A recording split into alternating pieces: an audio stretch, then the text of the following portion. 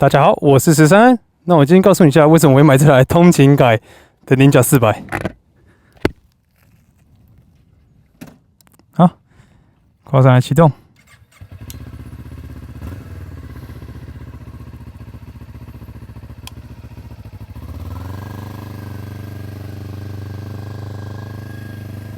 那我之前不是才转手那台忍300吗？就是分给另外一个人。那时候我其实有提到说，我有在找另外一台属于我自己的小车。还有原因是因为我想要延续之前小资技术的跑车计划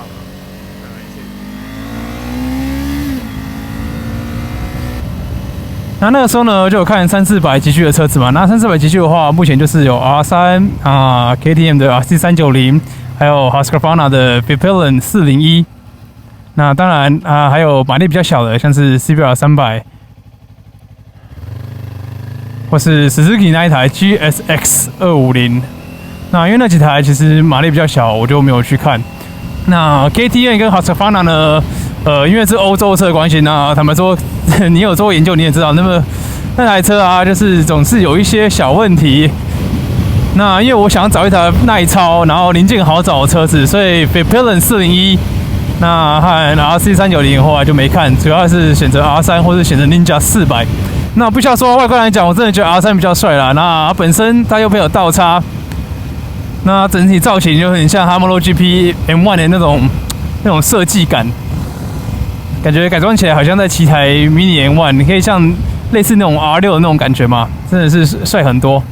但因为我之前有说嘛。C 技术就是王道，现在这个400呢，毕竟就是比 R3 快。那再来还有，因为我是指针控啦，那因为 Ninja 400有指针控，所以最后呢看一看就觉得好像想买 Ninja 400，因为加上 Ninja 400已经出了几年了，2018年推出的时候到现在，我觉得这个改装市场啊，尤其是在赛道上的这赛车这些零件配件们啊，蛮成熟的啦。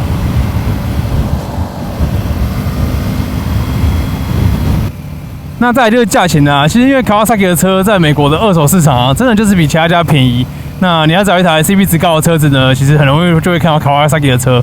所以不知不觉，我真的觉得，虽然我是隐性的本田魂，那到现在还在讲你自己是隐性本田魂，但是我好像跟 Kawasaki 真的是比较有缘分。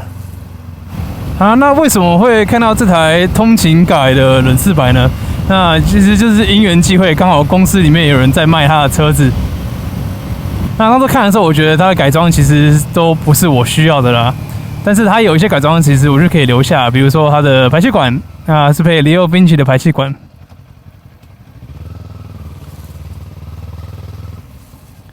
好了，那这台车呢，他有去改齿比因为他好像跑5000迈之后，他那时候换链条，他就连那个后齿盘一起换了。没有，前齿盘、后齿盘好像都全部一起换掉。大扭力版本就是专门针对加速进行的大齿比，这还蛮有趣的。因为一般来说，就算要改忍400啊，它的齿比的那个 ratio 也不会到那么大。那它 ratio 我会写在左上角给你看。所以这台车目前加速啊，我觉得真的比之前我骑那台4台忍400快很多。但是其实刚刚在高速公路上巡航，你有发现它高转的时候。6档呢，其实转速就很高了。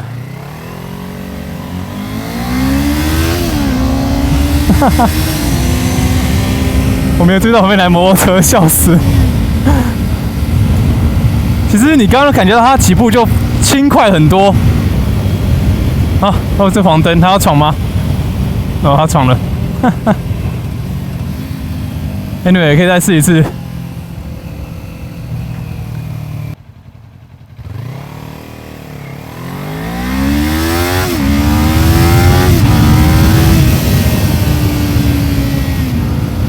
像你之前如果骑忍300的时候，你可能会发现这台车，那台车加速大概就那样子，没有很快。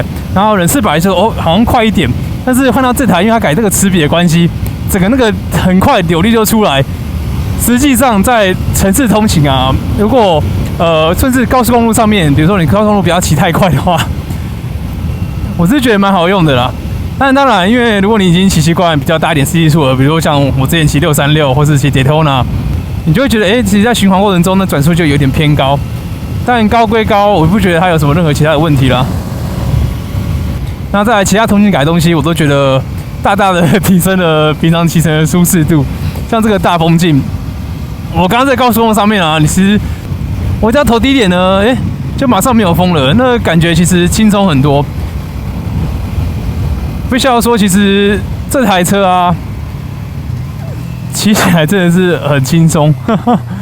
我觉得以通勤来说，甚至比 WR 轻松，因为 WR 毕竟跑 highway 的时候，那个风阻太大，那个速度感的话。好，那我顺便讲一下再来这个起姿，因为我之前刚好我抱小孩的时候，我可能处理不对，所以我左手拉伤。那因为这台车的座椅比较低，那手把高一点，我这样子弯曲的方式骑乘啊，哇，完全不会有拉到，就我的左手就完全不会痛，不然。我要是左手偏直一点，然后去出力的话，会有点痛。所以这台车对我的意外收获就是这样，现在骑就会特别的轻松。不过当然未来如果要改赛道的话，还会换第一把啦。不过目前暂时这样来骑，我是觉得蛮舒服的。哦，对了，你可以看到我仪表前面其实有一个 engine check light， 然后它还有那个档位显示是用跳的，就是它没有显示档位显示。那会推出这个警示灯号呢，是因为你换了齿比之后，你的那个 ratio 齿比，然后跟你甚至你的速度，其实已经跳出它本身的范围值了。所以在跳出范围值这个情况下呢，它就会有那个 engine check light， 那你的档位显示呢就不能做动。那这台车的车况呢，其实前车主有倒过啦，你看得出来边边有倒过。那它的右边的刹车呢，其实有点敲到右边的那个 case。那外壳呢就只有刮到，并没有破损，所以我觉得这不是什么大问题。那我自己本身其实之后，车壳啊、脚踏啊，全部都会换掉，所以这部分我是完全不在意啦。那车我之前呢也装了一个这个 USB 插头在前面，因为Ninja 470有预留一个孔可以插那个 USB 接电源的，所以它也有装。但我那之后应该我也是不需要。所以真正我会留的啊，应该就是它的排气管，它的 slip bump 暂时可以留着。虽然我是有计划想要之后换全段，不过目前我觉得用一个 slip bump 这样刚刚好。那它是用 Leo Vinci 的嘛，我觉得不错。那造型呢，可能没有像很多那种 GP 管啊，就是那种小小的像饮料罐那样子那么的帅气，但我觉得 OK 啦，我没有那么太在意。所以当初我买这台车的时候呢，大概价钱 OK， 那时候是3800块美金。那我想说，我不需要的东西，我可以把它变卖掉，然后换点现金回来。因为原本想说一买这台车就要直接赛道改，但是不过这一节之后发现，如果是以这样子的通行方式啊，真的很轻松啊，多个后箱方便好多哦。我知道很多骑跑车的人呢不能接受后面装个汉堡，我自己其实也不太能接受，但用过真的是哇，方便性一流，这没话说。那很可惜啦，因为疫情的关系也没在通勤了，所以这样的通勤改其实对我来讲没有什么帮助。不然我想一想，真的骑这台车上下班，然后经过一小段 highway， 它加速又够，又有改齿比，真的非常合适啊。好了，那接下来这台忍400会有什么进展呢？就让我们继续看下去吧。我们下次见，谢谢大家。